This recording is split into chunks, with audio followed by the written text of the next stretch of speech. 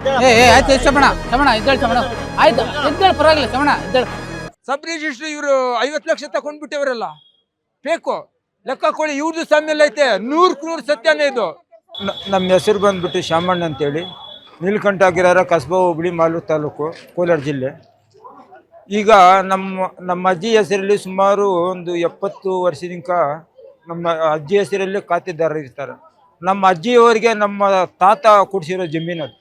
G R orthopaedics Kolar ಮೂಳೆ ಚಿಕಿತ್ಸಾ ಕೇಂದ್ರ ಅತ್ಯಾಧುನಿಕ ತಂತ್ರಜ್ಞಾನ ಬಳಸಿ ಎಲ್ಲ ಮೂಳೆ ಸಂಬಂಧಿ ಸಮಸ್ಯೆಗಳಿಗೆ ಪರಿಹಾರ.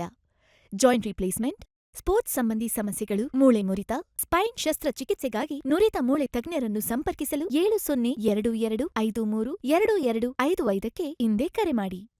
ಅದು ಬಂದ್ಬಿಟ್ಟು ನಮ್ಮ ತಂದೆಯವರು 5 ಜನ ಅಣ್ಣ ತಮ್ಮಂದಿರವರು, 5 ಜನ ಅಣ್ಣ ತಮ್ಮಂದಿರಿಗೆ ವಿಲ್ ಪತ್ರ ಮುಖಾಂತರ ಮಾಡಿರ್ತಾರೆ. ನಾವು ಯಾಕೋ ವಿಲ್ ಪ್ರಕಾರ ಮುಖಾಂತರ ಮಾಡಿಕೊಂಡು ಈ ಜಮೀನು ಇವ್ರು ಖಾತೆ ಮಾಡ್ಕೊಂಡಿಲ್ಲ ಅಂತ ಪ್ರಶ್ನೆ ಮಾಡ್ತಾರೆ ಕೆಲವರು. ಪ್ರಶ್ನೆ ಮಾಡಿದಾಗ ನಾವು ಏನು ಹೇಳ್ತೀರಂದ್ರೆ, ಅಣ್ಣ ತಮ್ಮಂದಿರು ಎಲ್ರಿಗೂ ಶೇರು, ಒಬ್ಬನವಾಗಿ ಮಾಡಿಸ್ಕೊಂಡೋದಕ್ಕೆ ಆಗೋದಿಲ್ಲ. ನಮ್ಮ ಅಜ್ಜಿವರ್ದು ಸುಮಾರು 3 ವರ್ಷ 4 ವರ್ಷ ಹೋರಾಟ ಮಾಡಿದ್ರು. ಏನು ಬಸ್ ಸರ್ಟಿಫಿಕೇಟ್ ತೆಗಿಬೇಕಂದ್ರೆ ಕೋರ್ಟಲ್ಲಿ.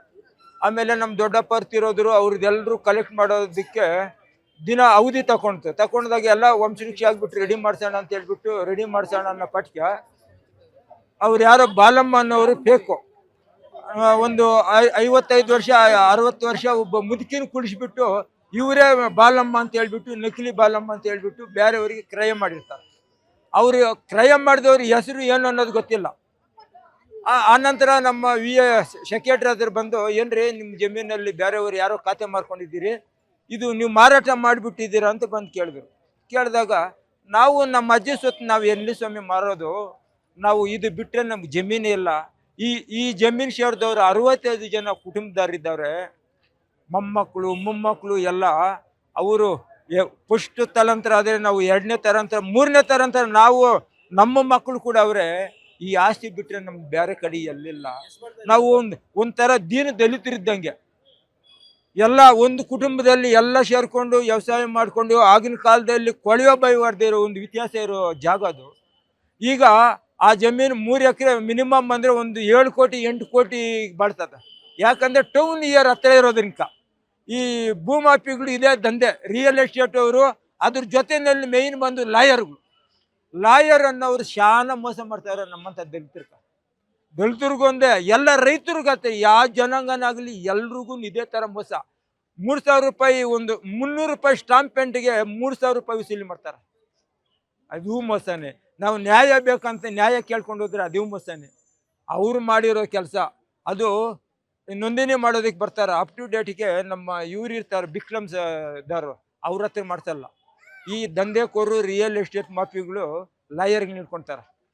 ಲಾಯರ್ ಯಾವುದೋ ಒಂದು ಉಡೋಪಿ ಕಾನೂನು ಮಾಡ್ತಾನಲ್ಲ, ಯಾವುದೋ ಒಂದು ಉಡಿಸ್ತಾನಲ್ಲ, ಈ ಫೇಕ್ ಮಾಡಿರೋದೆಲ್ಲ ಲಾಯರೇ ಮಾಡಿರೋದು ಅಂತ ನಾನು ಹೇಳ್ತೀನಿ.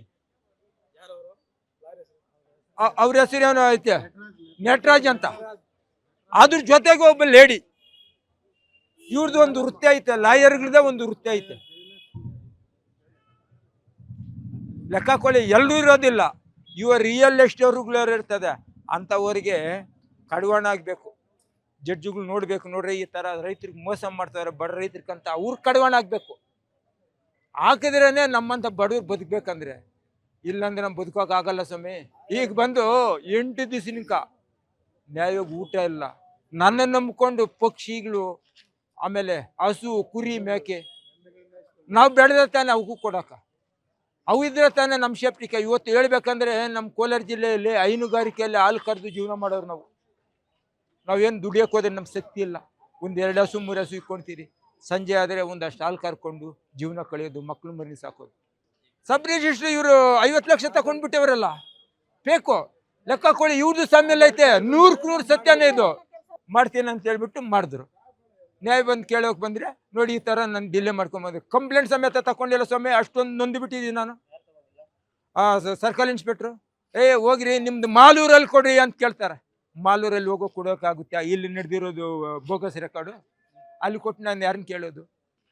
ಇಲ್ಲ, ಯೋಚನೆ ಮಾಡಿ. ಈ ಥರ ಕಂಪ್ಲೇಂಟ್ ಕೂಡ ತಗೊಂಡಿಲ್ಲ, ನಮ್ಗೆ ನ್ಯಾಯ ಸಿಕ್ಕಿಲ್ಲ.